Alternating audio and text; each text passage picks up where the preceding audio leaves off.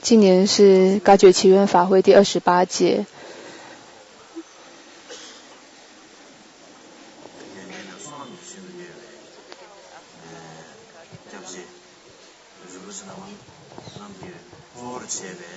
那在这里呢，有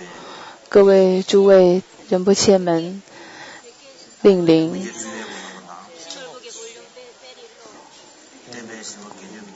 以及呢各位僧伽，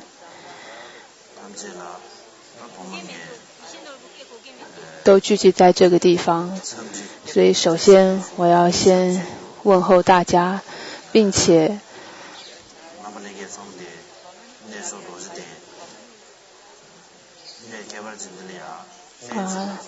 对于我们能来到这个殊胜的圣迹金刚座，我非常的欢喜。所以也谢谢大家来到这里。今天是噶举祈愿法会的第一天。那在我们这第2座香的时候，那我个人的责任呢，就是要解说一下普贤行愿文。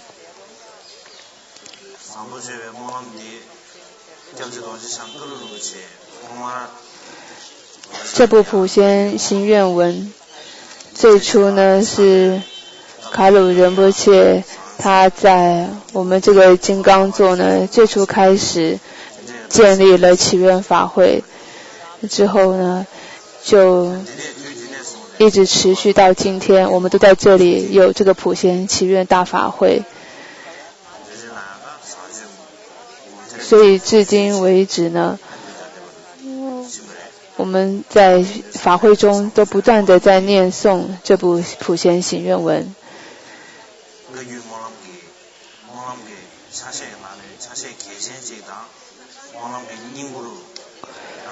因此可以说普贤行愿文它是我们整个祈愿法会的精髓精华跟主要的重点。所以我觉得要在这里解释一下普贤行愿文是非常重要，而且是有必要的。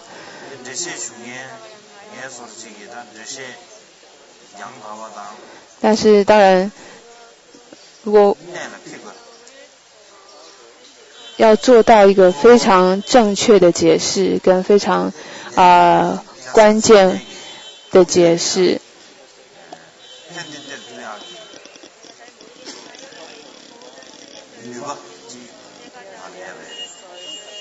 以及要让这些解释能够真正利益到每个人的心中，利益到每个人呢，对于这样的能力我可能是没有的。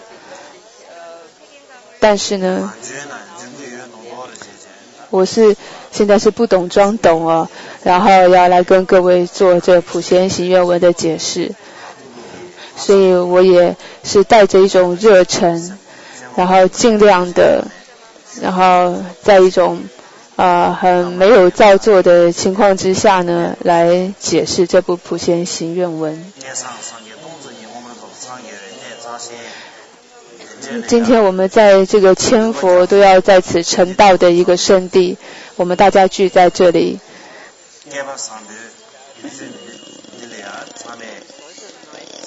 可以说是我们多生多世的一种善缘福德。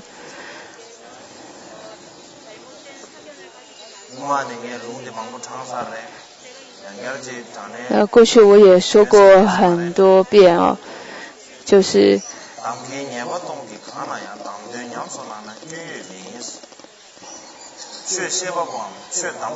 一个说法者跟闻法者，那么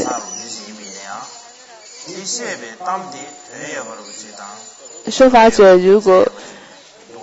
他说的法是有意义的话，是有道理的话，不管这个说法者他个人的素质如何我们如果能够听闻到这有道理的教法的时候呢，这都是没有过患的，这都是有利益的。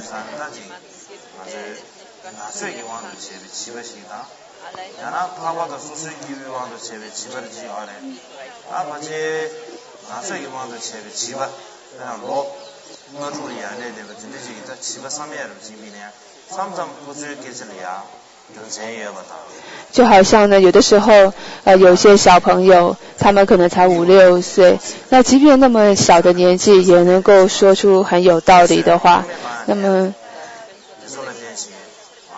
所以就像这样的道理，就是对于任何有道理的有意义的话语呢，如果我们都能够放在心上的话呢，那个都是对我们会有帮助的。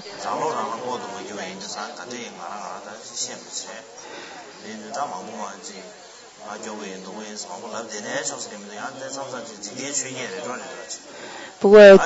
这个继续这样谦虚的说下去呢，可能也成为了世间8法就是也没有意义了。所以好像就是说为了表现自己很厉害，所以故意做得很谦虚其实不是这样的。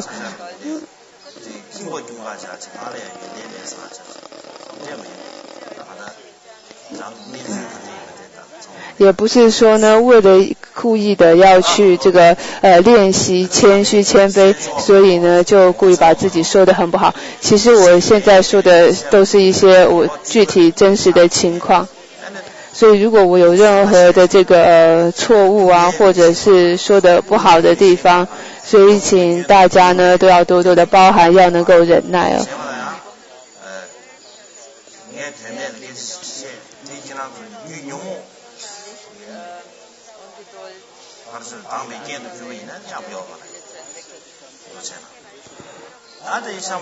所以接下来呢，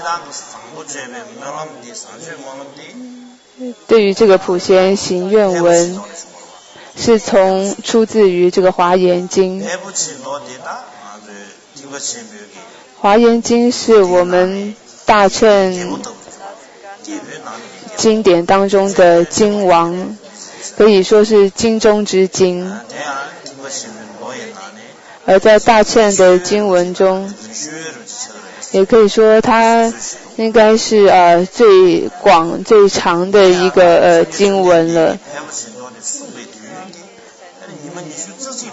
但是当佛陀说华严经的时候呢，其实只说了21天，所以如果以时间来看的话呢，是非常短暂的时间的。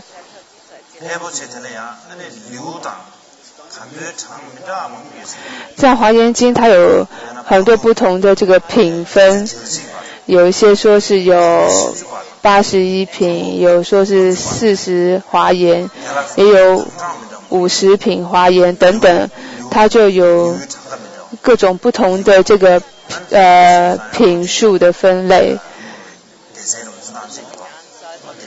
当然这些品数的分类都是对它经文的内容做的不同的一种分类方法。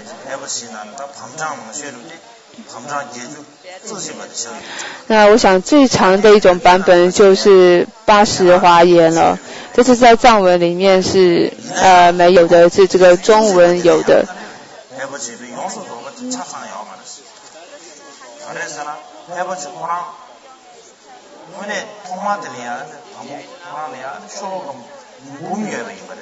其实最初华严呢，它有这个10万偈颂，但是在80华严里面呢，也只有45000个偈颂所以其实呢，就算是80华严，也并不是完整的这个具备了完整的华严经的内容。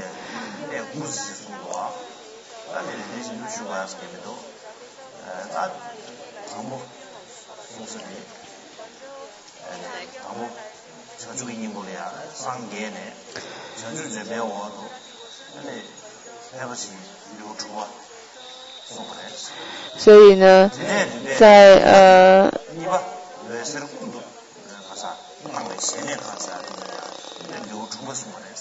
然后于是呢，在这个前面几品呢，它主要是讲到了如何的发菩提心，然后呢，之后从第6品以后开始就讲到一些天人的这个天人的境界，天人的深处。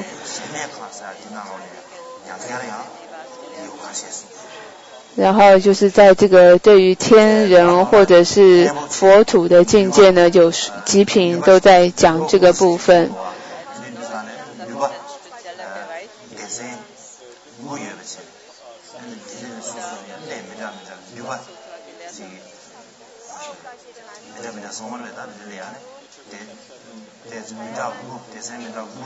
所以在整个华严经里面呢，它就分为有9个不同的叫做这个大纲。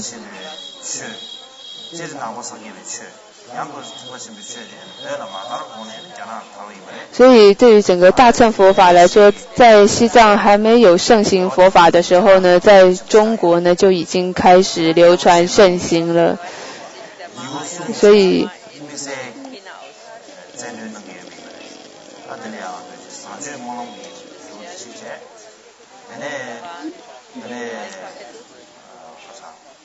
之后呢，也从内地呢，中国就流传到了西藏。那比较有著名的就是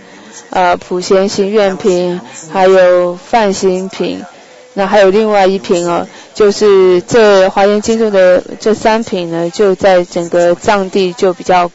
之后呢，就广泛的流传跟盛行。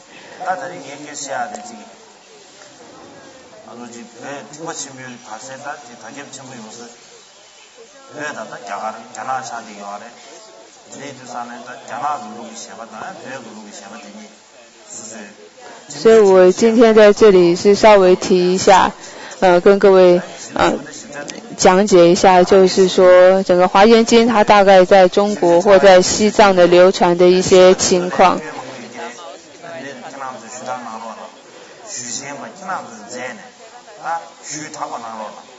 所以就是说，如果我有任何说的不太对的地方，各位之后都可以再去做一些考究跟考察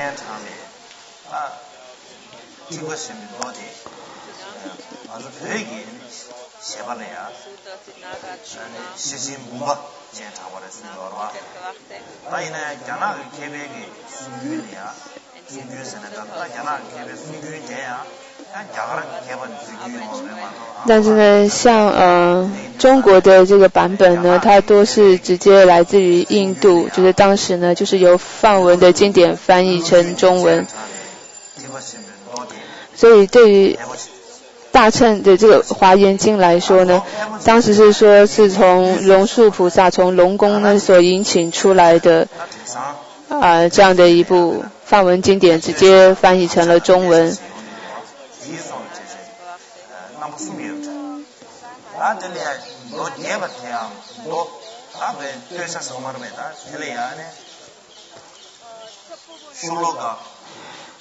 至于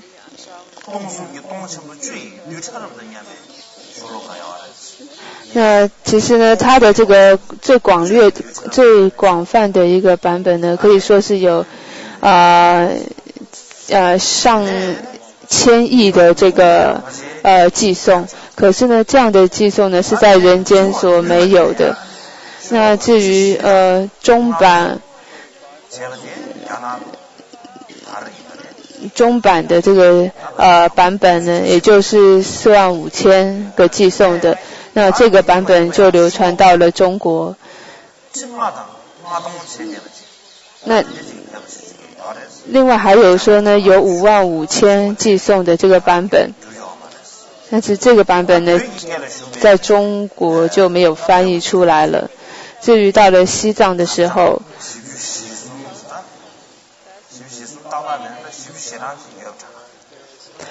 那么在藏文的经典中呢，就有这种叫40个章节或40品的这样一个版本，是翻译成为藏文流传到了西藏。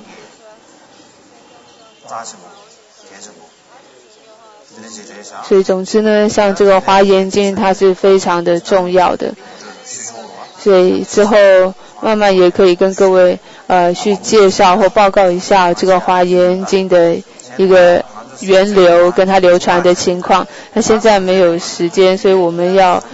赶快开始讲这个普贤行愿文了。平时我们总是在念诵着普贤行愿文，虽然我们总在念着，但有的时候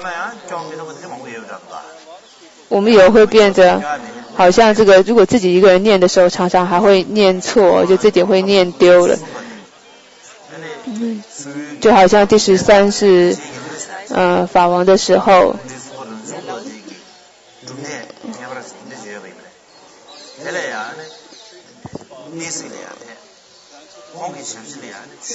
应该是那时候呢，他到一个这个地方去闭关，然后他旁边有一位这个侍者，那这位侍者也不是很有学问。有一天呢，他们两个人就在路上碰到了一些信众，那信众就问了很多的问题，于是呢他们慢慢走到了一个山洞里。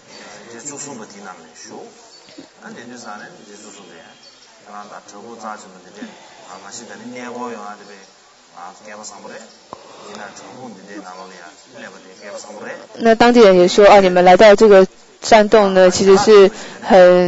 很好的。然后这个法王也说，对啊，这个等到这个很神圣的山洞闭关是很好的，或者是朝拜是很好的，但是呢，我们就应该来念诵一下这个普贤行愿品的7支供养。然后于是大家就开始念诵了，但是一开始这个起个头念的时候呢，从所有十方世界中就开始往下念，可是念着念着呢，就一直在那里绕着就绕不出来了，就是不知道念到哪里去了。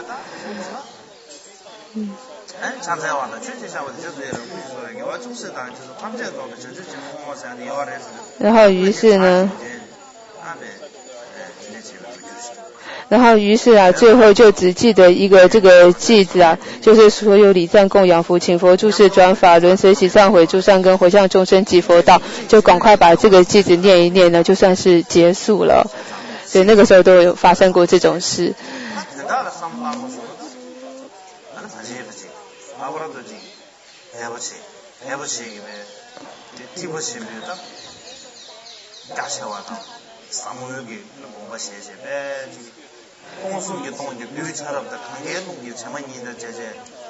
所以跟我们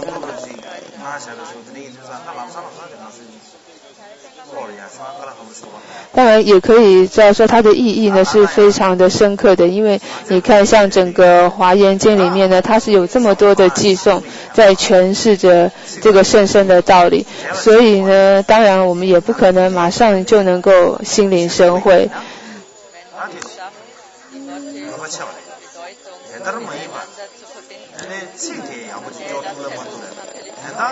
但是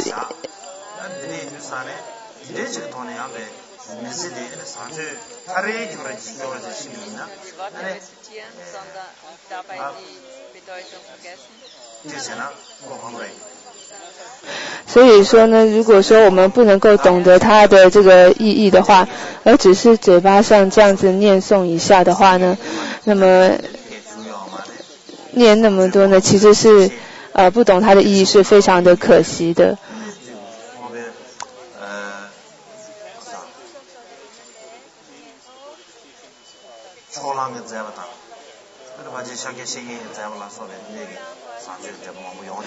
但是在整个这个过去的印度大师们呢，像这个无着陈罗龙树等等，他们都对这个普贤行愿文做过很多的解释。在这个西藏的传统里面也有很多的大师，他们也对于普贤行愿品做了很多的解释，做了很多的注疏注解。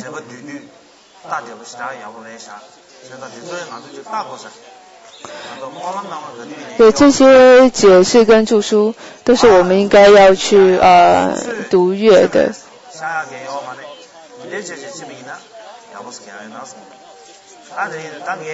然后把这些注解的道理能够放在心上，我个人觉得这会是比较好的。就是比起只是嘴巴念诵而不懂它的道理来说呢，能够懂到它的这个意思是更重要的。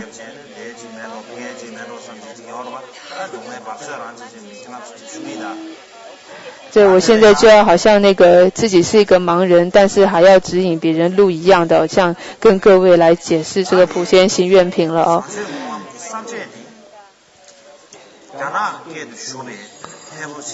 那在这里呢，这个中文的普贤行愿，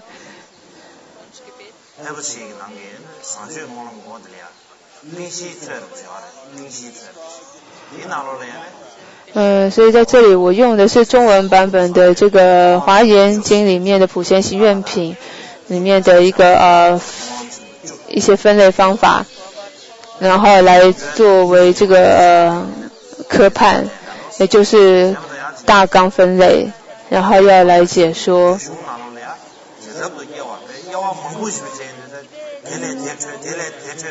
因为在这个藏文的一些解释版本里面呢，它分得非常的细，让每一个这个寄送呢里面又要再分更多这个更小的这个分类，所以一个又分一个。所以我觉得这样子呢，常常讲着讲着呢，就会这个不知道这个主题在哪里了，而且也很复杂。所以因此我这次呢就要跟各位抱歉的是呢，我不用这个藏文的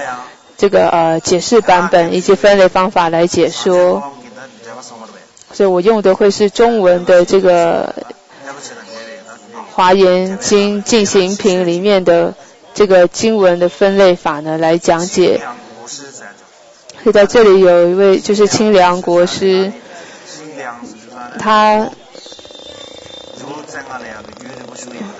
这个清凉国师可能曾经住在五台山很久，那五台山也叫做清凉山哦，所以这位大师呢也就被命名为叫清凉国师。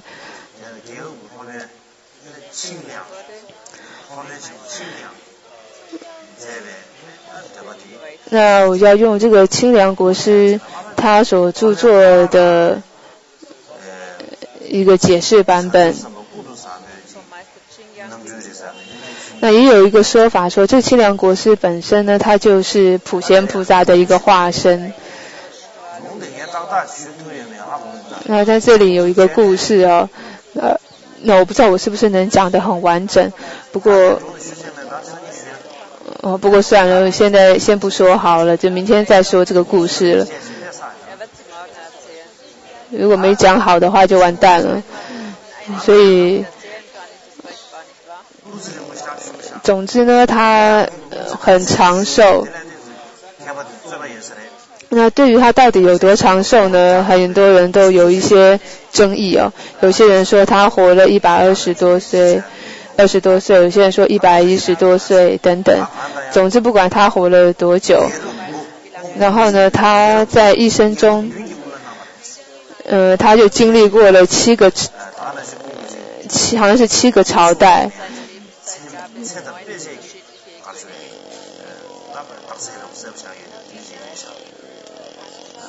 然后甚至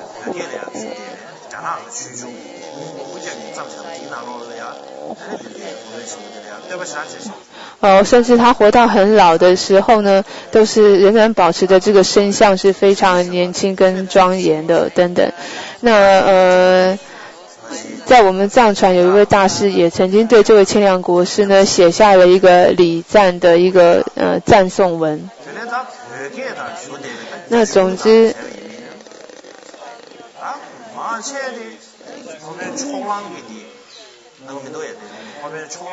那在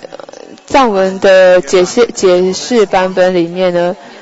是有这个陈罗大师他所著作的一个普贤行愿文的解释。那最广泛的解释就是有一位这个去谢大师他所著作的版本，那是最广泛的一个解释版本了。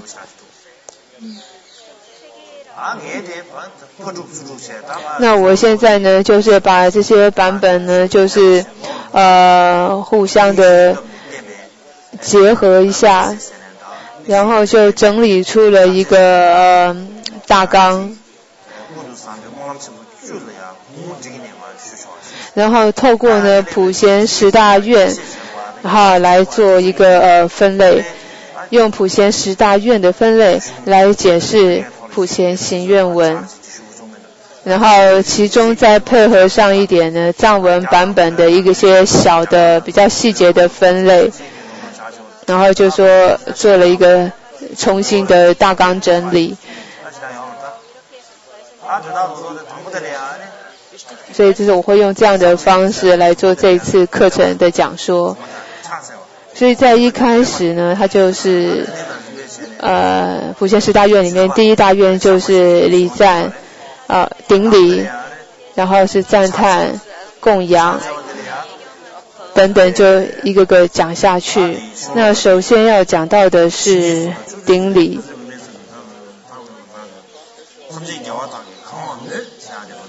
好，那这里呢有4个偈颂是所有十方世界中三世一切人师子，我以清净身语意，然后有4个偈子，一直到深信诸佛皆充满。那在这里呢都是属于顶礼的这个部分。那在这个顶礼的部分呢，总共会有4个偈颂来讲到顶礼。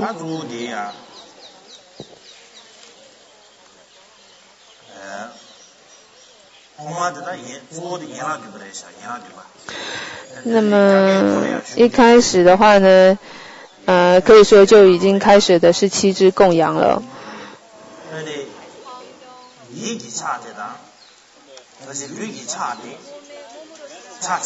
就在这个顶礼里面呢，是身的顶礼还有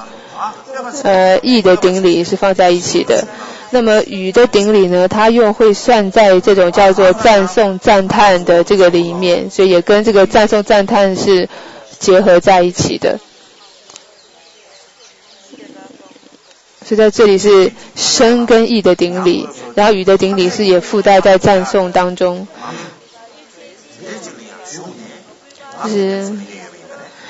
所以我们现在呢都是在要能够成就佛果的道路上。当我们在这个道路上修持的时候，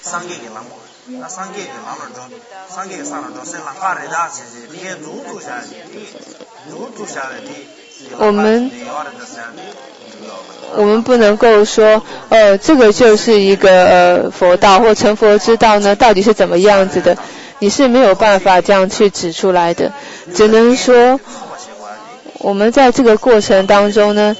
是不断的在累积成佛的各种的条件跟因缘，而这个条件呢是我们必须要积聚福德跟智慧2种资粮的，这就是我们的道路。也就是说所有成佛的顺缘，也就是积聚福德资粮，以及呢净除所有的这个逆缘或障碍，也就是净除业障。那这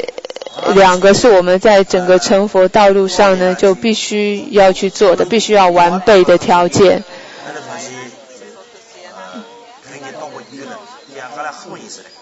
所以说如果我们没有足够的这个积聚福德跟净除障碍的话，要能够真正了解到这些教法的甚深意义，那是很困难的。因此呢这个积福除障对我们现在来说是非常重要。但是积福除障它的方式有非常多种，比如说像大乘当中对于积福除障的最好的方法呢，我们说就是叫做这个7支供养了。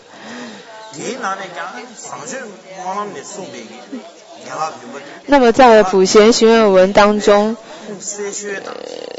这个对于7支供养可以说它是讲的最广泛跟最详细的，就是在这个普贤行愿文当中了。那所谓这个七支供养是积福除障呢，都包含在这个七支供养当中的。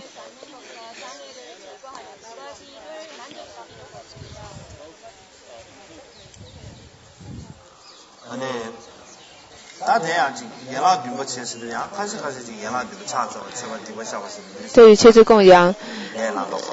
好像我们念一念的时候觉得很容易，比如说是顶礼啊、供养啊、礼赞啊等等，觉得念起来是很容易的。但是，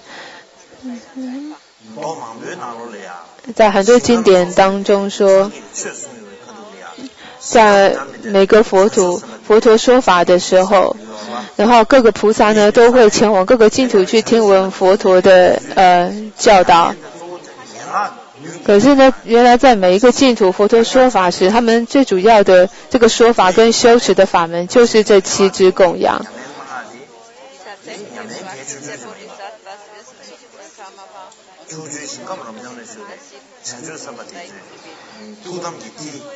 所以从这点我们可以看到，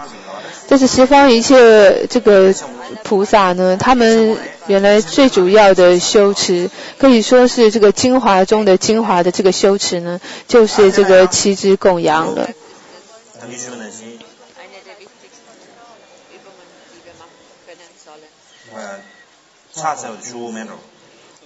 所以说在一开始呢，我们就要先从这个顶礼的部分开始讲起。在顶礼呢，其实这个部分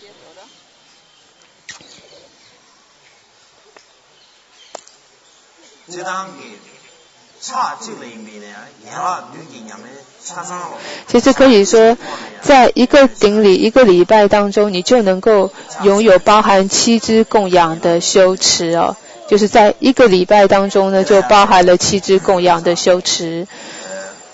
所以虽然看起来顶礼好像很简单，但其实它是可以包含了七支供养的。因为在顶礼时，我们可以透过把身口意就是身与意完全的这个虔诚的恭敬，那就是一个顶礼。然后呢，因为我们的顶礼虔诚，所以让一切诸佛菩萨欢喜，所以这也是一种供养。因为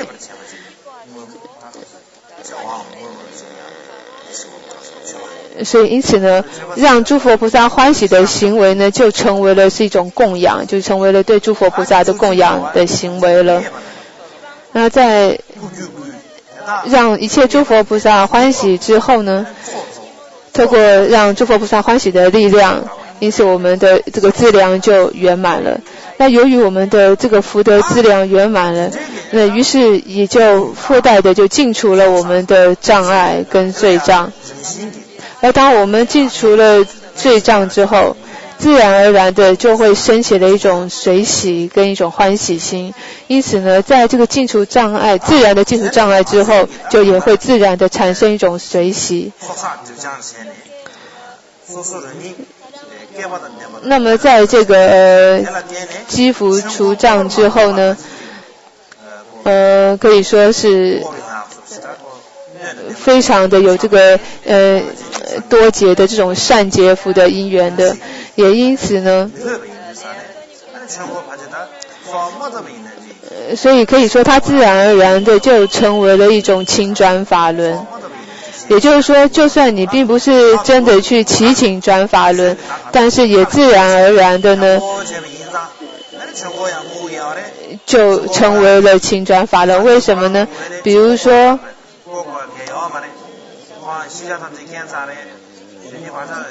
就像呢，因为佛陀他已经遍知一切了，了知一切了，所以对他来说无所谓转不转法轮。但是需要转法轮的反而是我们这些众生需要佛陀来为我们转法轮。可是我们这些众生如果不能够去不能去接受真的如实修持佛法的话呢，那佛陀也无所谓转不转法轮了。因此只要我们能够很愿意的去接受一切的佛法，去受持佛法的话，也可以说自然而然的就是佛陀在转动法轮了。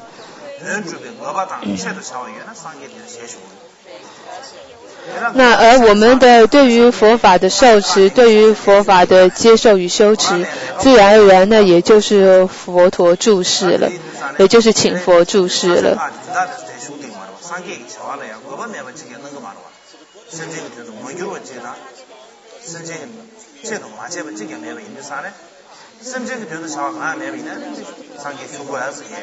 所以如果不能到利益众生的话，其实佛陀就不需要注释了。因此佛陀注不注释，它完全取决于你众生是不是真的愿意去修行跟受持佛法。因为佛陀他如果注释而众生他没有办法利益到众生的话，或众生不接受佛法的话，其实呢也就无所谓注不注释了。所以因此只要我们在这里受持佛法，愿意去修行佛法，那么也就等同于佛陀是注释的。然后最后当我们将一切功德回向给一切的众生，那么这就是一种最后的回向。所以可以说在一个顶礼一个礼拜当中呢，其实你就可以具备了这7支供养的完整修持，这是我们应该要知道的。如果要讲到顶礼它的利益，当然那是不可思议的，我们也不需要一个一个去说明。而且呢，这个我也没有办法一个个都记得它每一个的这个利益功德在哪里。但是在集学论当中呢，就有讲到说，顶礼一拜，我们身体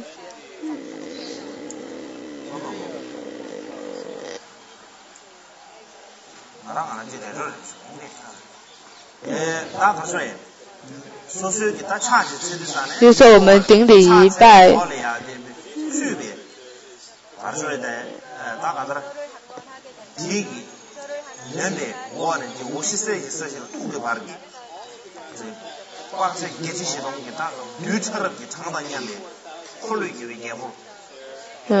可以说是这个能够成就呢，就是几万劫的转轮圣王的这种功德果位啊，这是集学论中有这么讲到。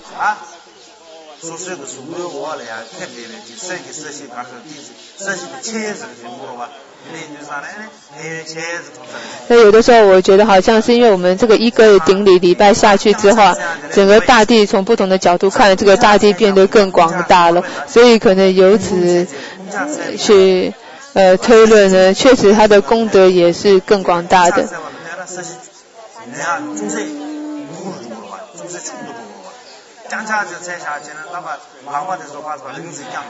那尤其当我们在做大礼拜的时候呢，整个这个手脚都伸展出去哦。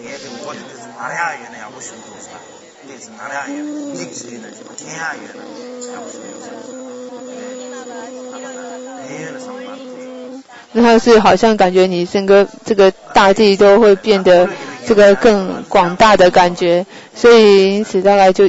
也可以这样讲说呢，你整个这个功德呢就会是更广大的。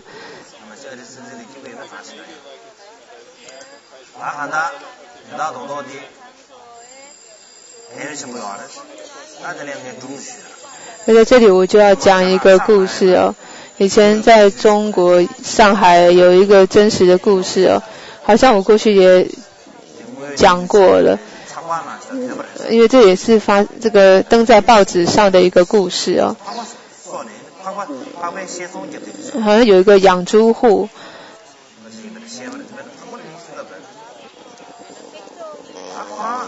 那么这个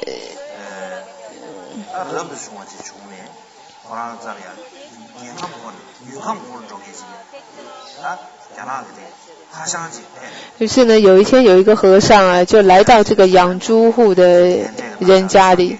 就跟这个养猪户讲了一些因果的道理，讲了一点佛法。那这个养猪户呢，他就升起了一念这个恭敬信心，于是就合掌了，双手合掌了。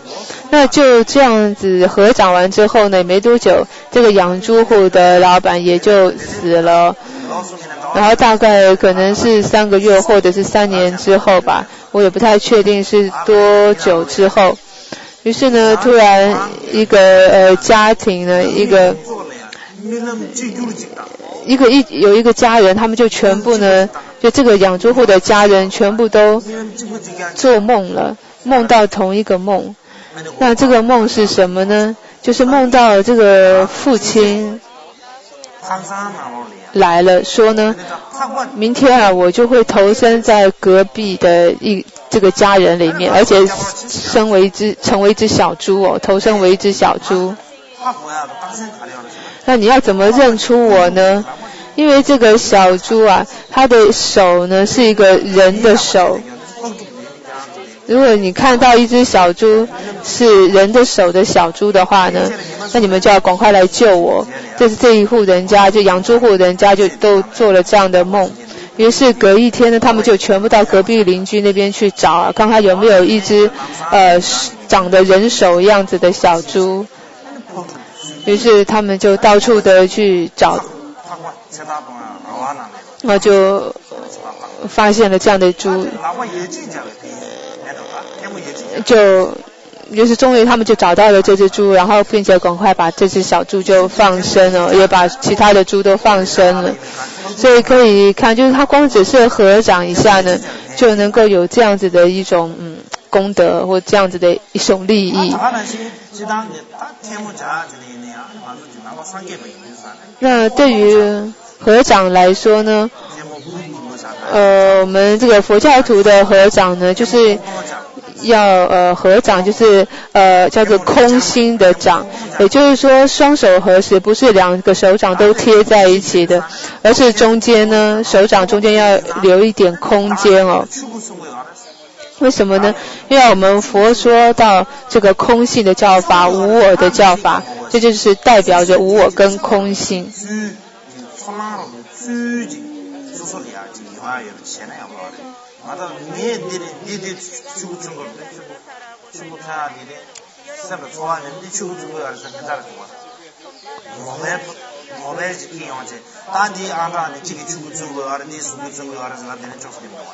所以就说呢，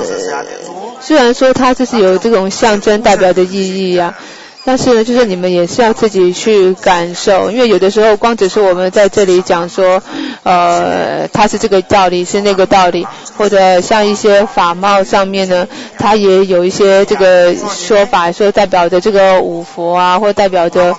五身啊等等。那其实这一切的象征呢，可以说都是一些过去的这个祖师大师们呢，他们所这个加持，然后所赐予的授予的这种代表的象征。所以不是说随便一个人说这是象征什么，那是象征什么就可以这样的。但是无论如何，不管它象征什么，我们都要实际的用你自己的心去感受到这一切表征的这些现象表象，它所象征代表的意义是什么？那是我们要用自身呢去感受的。所以像我们说到这个合掌吧，那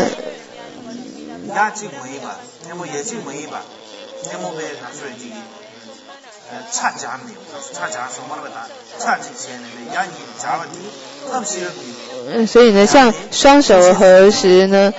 首先就是代表着智慧与方便的双融。那因此合掌也代表着说，愿我们能够升起智慧与方便。那这就是一种合掌的合十的象征意义。那另外我们又会再讲到放在这个头顶、喉间跟心间3处有这样子，尤其在藏传佛教里面就有这样子的动作。我想在这是比较这个密乘的一种说法。当手摆在头顶上的时候，就可以让我们头顶的这个脉轮呢这个打开，然后也象征着佛陀的顶髻。然后把合十的双手放在喉间的时候呢，然后也是代表着我们的这个喉结、喉轮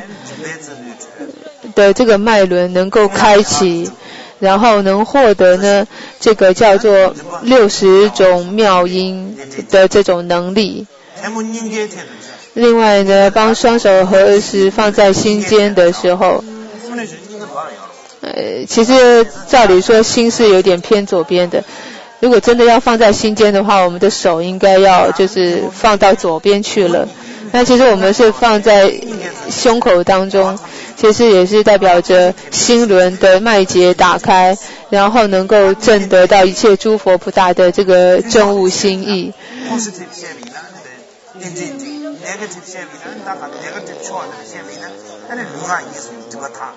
所以如果正面的来说呢，就是代表着能够具足呢这个成佛的因缘，具足成佛的顺缘。负面的来说呢，也就是尽除这生与意的所有障碍跟罪障。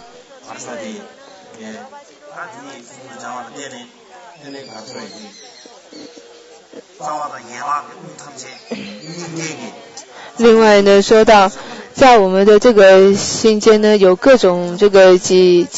千几百的这种脉结跟这个脉，所以呢，这也是代表着就是说能够解开呢，开启这一切的这个脉结等等的说法都有。不过我好像说太多，再这样说下去大概就没有时间了，所以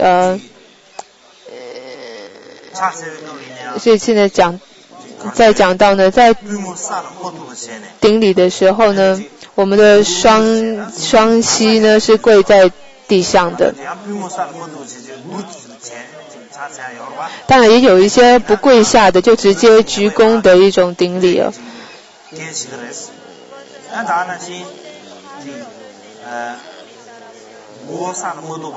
或者说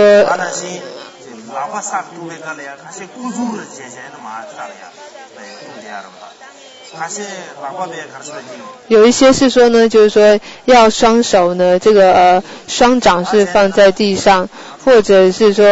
额头也要碰触到地上，然后或者也有些是说呢双手是握拳的，是放在地上等等说法，就是顶礼的姿势各方面的说法是有不同的。但是呢，像我们在中国跟西藏大乘的方式来说的话，是我们要完全的拜下去，然后要完全的站起来，然后再重新的合掌，把双掌放在额顶、喉间跟心间。那这就是我们大概是中国跟西藏的这个传统是这样的去顶礼的。但是其实在印度呢，他们顶礼的方式是不太一样的，就像像过去那兰陀大学还有很多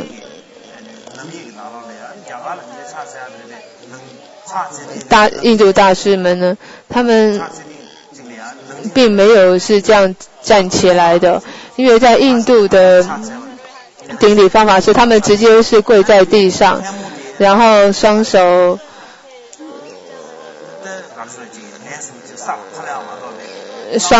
呢就双手就是合十，直接就是往地上就是顶礼3拜，所以他们不需要再站起来，这是过去印度的传统。但是像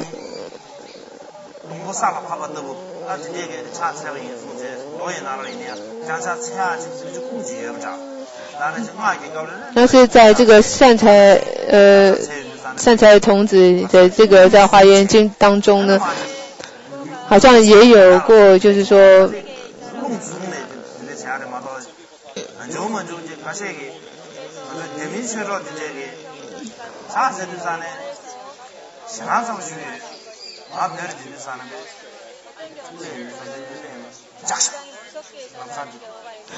就是说，这种好像在什么一弹指之间，他能够拜多少的这个大礼拜等等，就有这种说法。不过他。法王也说，不过有些人这个顶礼拜真的是会把他吓死了，因为呢，常常有的时候在西藏的时候走在路上的时候呢，就有一些人突然看到法王，就整个人就五体投地的就趴下去了，然后手脚都伸得很长。他说那时候有时候真的会把人家吓一跳，所以有的时候真的是。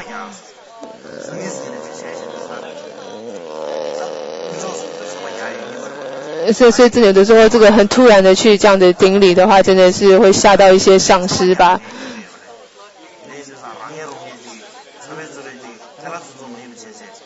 所以呢，我们在顶礼的时候呢，也要注意到，就是说，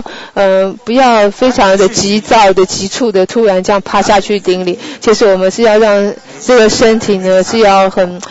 激进的。这个很稳定的去做这个顶礼啊，不论是大礼拜或者是小礼拜，都是这样子的。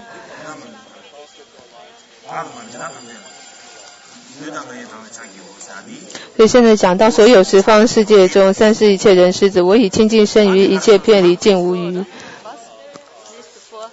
所以在这里是说，对于十方三世的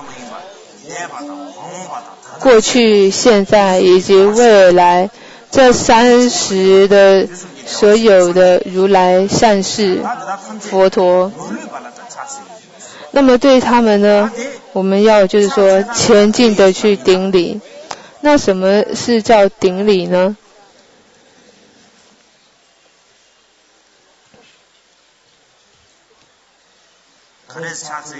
要怎么去顶礼呢？首先我们是身体的顶礼，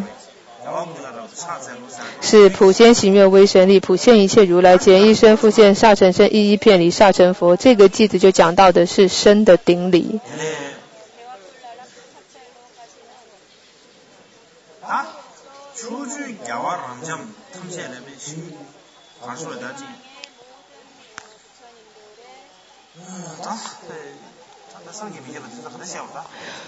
法王就说这么不可思议的境界，我要怎么用言语去讲呢？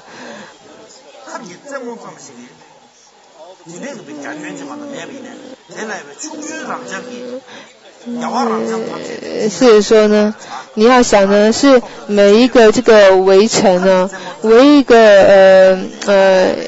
围城上面里面就有着十方一切诸佛土，然后有着一切诸佛菩萨住于其中。像我们现在看到到处都是灰尘但是你要看每一个尘埃，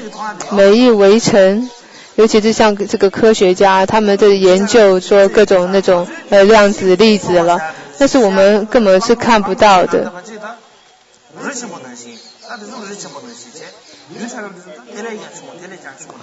所以说你这个围城是非常非常的维系的，所以对于围城来说，一只大象就如同是一座大山一样，是这样子的一种反差的一个这么小的围城。但我们就要想说，这么样一个小小的围城当中，不光只是比如说装下我们整个金刚座现在这一切我们所看到这些僧伽什么都不用说，而是要说它是能容纳了十方三世的一切诸佛国土，一切诸佛菩萨。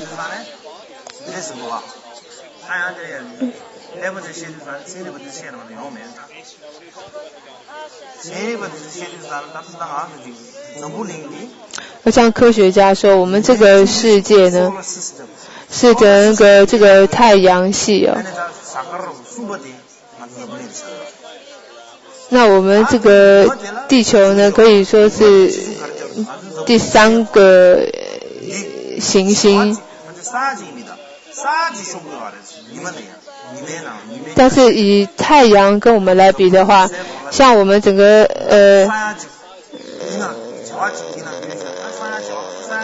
好像就是在一个太阳里面，其实是可以容纳着这个几亿颗我们这样的地球。就是说你可以看到说太阳是这么大，跟我们地球比较，我们地球是非常的微小的。那再讲到这个银河系，就好像早晨的时候，在天微亮的时候，我们整个天空就是灰蒙蒙的，那时候我们看不到，但是整个这个天空呢，它可以说是充满着这个星星的。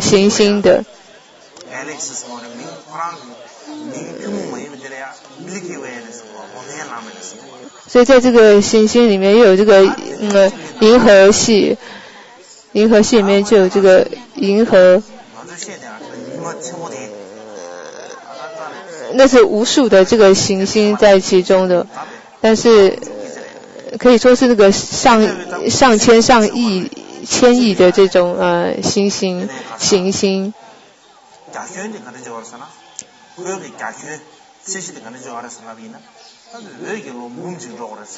所以在这里面呢，每一个这个行星之间，它们的距离呢，都是用光年去计算的。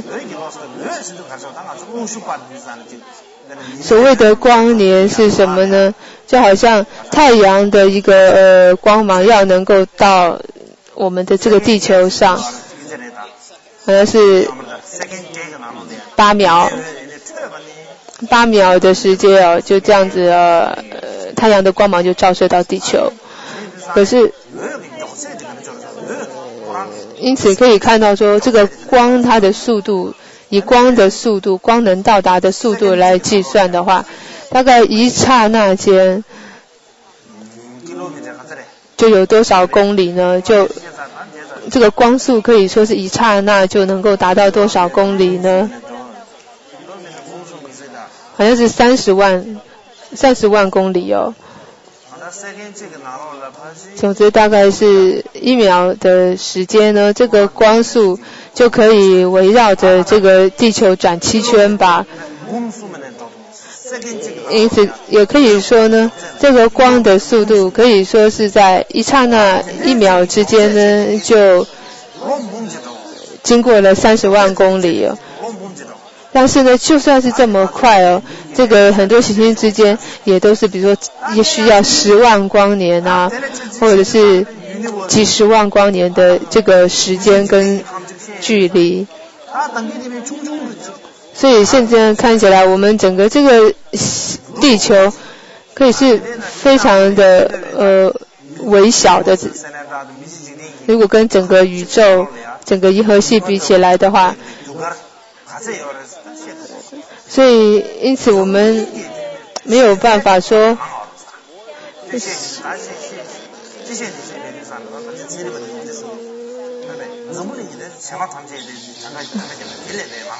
所以可以说呢，你要去算整个这个世界的这个维乘数哦，都是算不了的，可以说是无量无数的。所以因为整个宇宙光用宇宙跟我们整个地球的这个维乘数比，就是差太远，算不了的，所以根本是你没有办法想象的。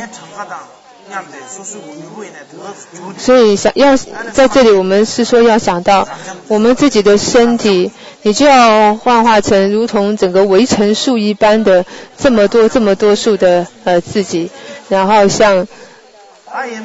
无数的维乘数的这些诸佛菩萨去顶礼。当然我们自己没有办法去真正的去化现，我们真的没有办法真正的去化现成为无数个自己。但是呢，因为佛陀他的加持神通威力是不可思议的，再加上我们众生的这个妄念分别啊，也是不可思议的。所以当这一切的这个不可思议都聚集在一起的时候，所以我们能够用我们自己的这种心意呢，去对这个不可思议神通力的佛菩萨，像他做这样的情形，我们这样去观想的时候呢，他确实就能够产生一定的一种功用。而在接下来讲到于意沉重成数佛各处菩萨众会中无尽法界诚意然深信诸佛皆充满。就像我们刚刚说的，一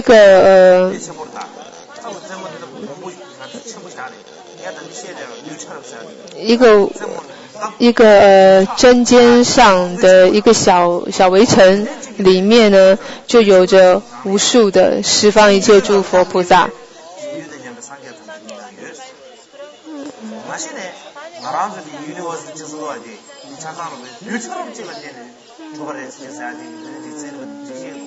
其实就好像呢，这个科学家也说，我们整个这个地球啊，它也是由各种的这个微尘所组合而成的。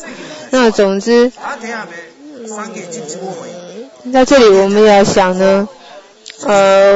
在这里的所有的佛，你想到他，也不光只是一尊佛而已，而是他带着他所有的眷属，所有的菩萨，还有佛的眷属。所有的眷属都围绕在每一尊佛的周围，而这些诸佛呢，他们却是有无量无数的，如同围城沙数一般的这个诸佛。那我们就向这一切去顶礼。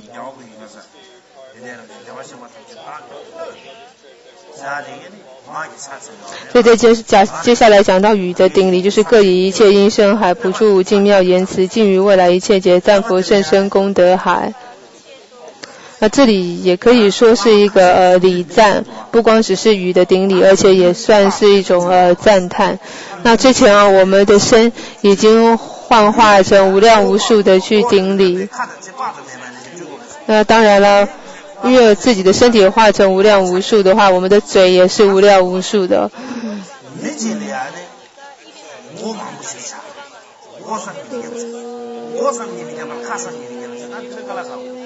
不过有时候我们要讲说，一个人呢有不可思议的头，不可思议的头上长出不可思议的嘴，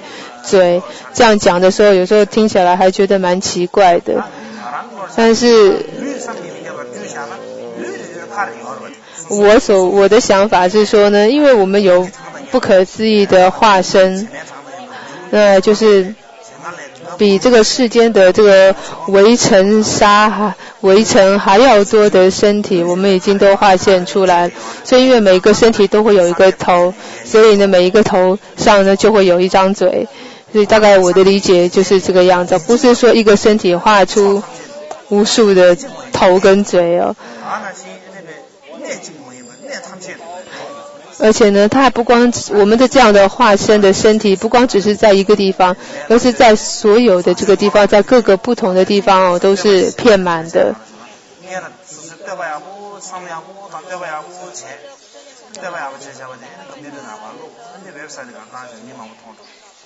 那有的时候我觉得如果用现代来讲的话呢，这个普贤行愿大概可以这样，就是自己先好好的去写一些什么赞叹祈愿文，然后呢把它放到电脑上网络上，那于是就同一时间呢就可以让无数的人就能够看到，就有一点这样的意思。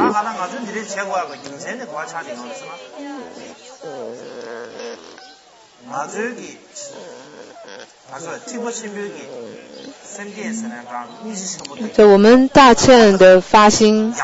跟慈悲心是要比虚空还广大，比法界还遍满还广大的，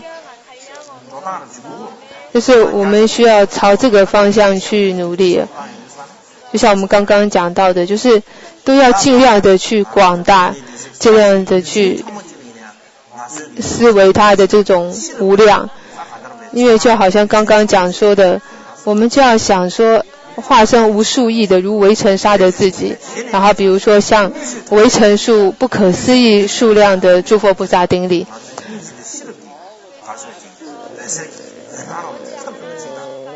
所以因此我们也要想呢，就是如围城沙一样的这个慈悲心呢，能够遍满一切。也就是说呢，我们的这种慈悲心跟发心呢，是遍满了一切的这个围城，一切世间，遍满一切处的。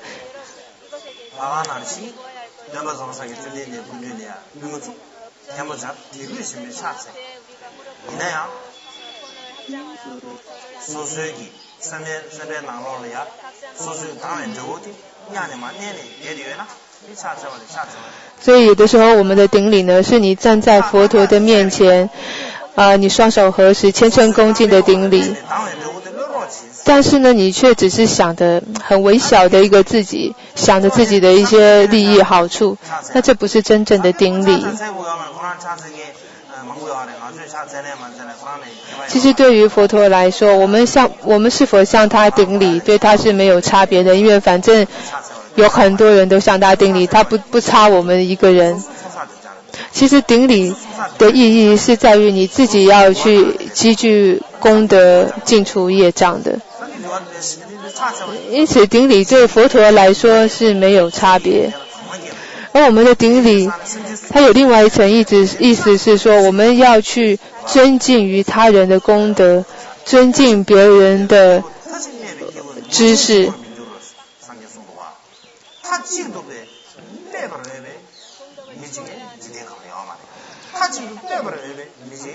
所以佛陀也说，这个世间没有绝对坏的人，也没有呢绝对好的人呢。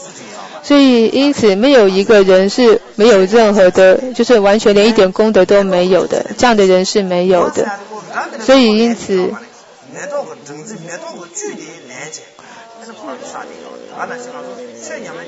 我们学习佛法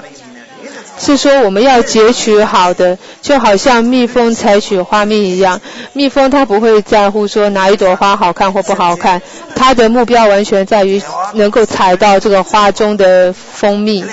所以因此呢，我们学习佛法也是这样子的，我们要截取优点，截取好的功德去学习。因此我们的顶礼也是在于我们去尊敬或者是礼敬他人的功德，任何别人的这个善处好处，然后我们以此去学习。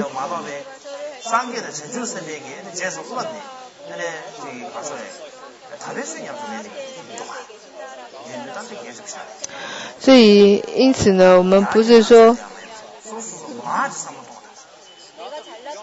我们自己要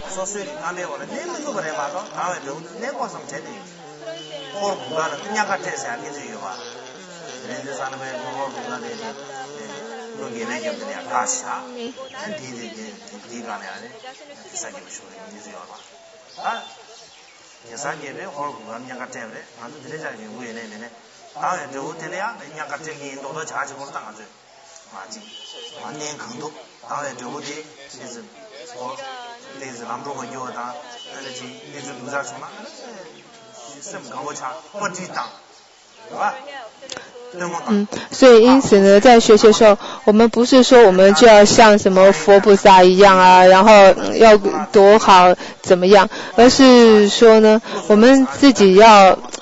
就把自己放到这个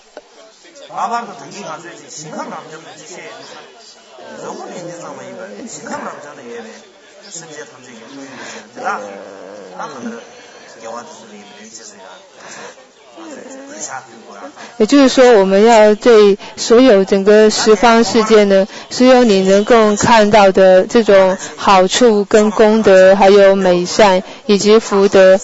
你向这一切美善你去顶礼，你去赞叹。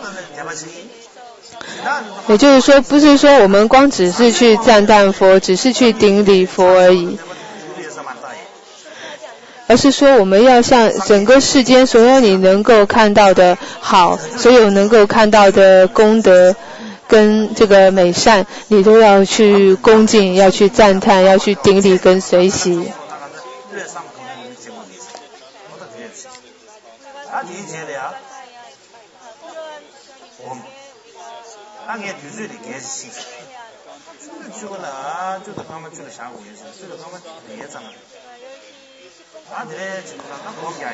所以呢，接下来呢，就是我们要做一下禅修了。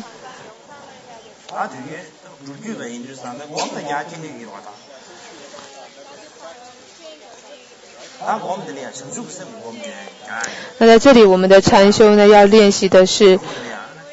菩提心的禅修。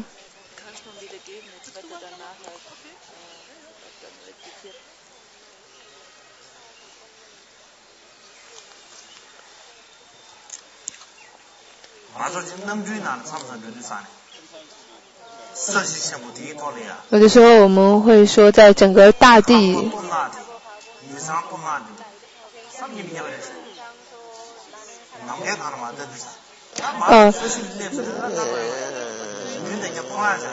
从天空上面看的话，你可以看到整个大地上有很多很多的房子。那如果你跑到地上来看的话呢，你就没有看到这么多的房子，你只会看到眼前的一个两个。有时候你会想说啊，怎么会盖出这么多的房子？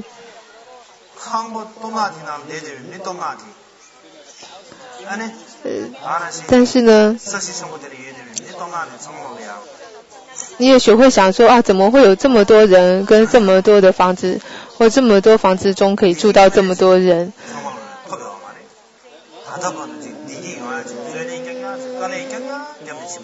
可是你也可以看到说，这些每个人呢，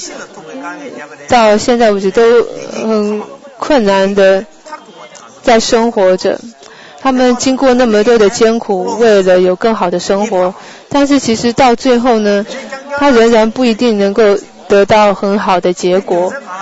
为什么很多人都这么样子的辛苦，跟这种原因是什么呢？就是因为我们众生的心都已经是混乱了、错乱了，而这个混乱跟错乱并不是他人的混乱跟错乱，并不是我们的衣服啦，或者是我们的这个外境有什么不对，并不是因为你没有穿藏袍，或者是你没有穿某种衣服有什么问题，也并不是说你说了什么话的错，而是我们的思想。也就是说，我们不知道什么样的因才能产生快乐的结果。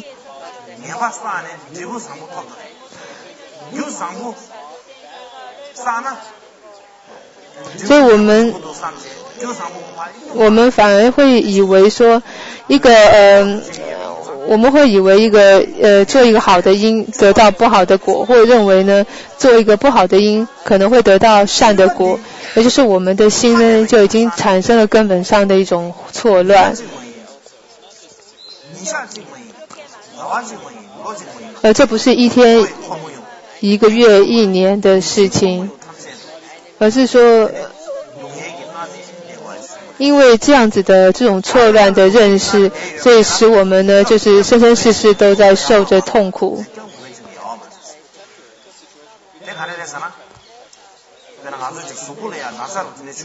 就好像我们的身体生病了，我们会去看医生，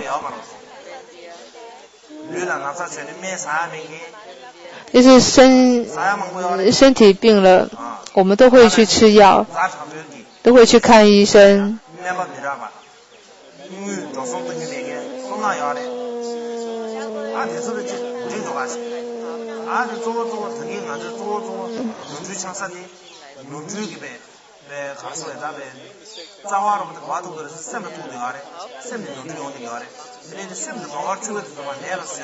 但是呢，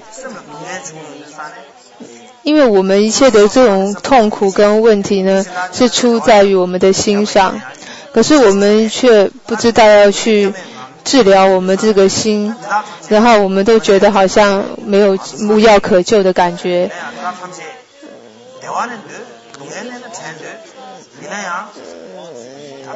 但其实我们都想要得到快乐，不想要有痛苦，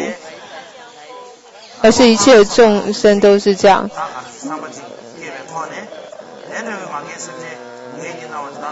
那我们自己如果没有得到快乐，有痛苦，我们会是多么的这个失望。那么透过这里想到一切的众生，那他们也是多想要得到快乐跟远离痛苦。所以因此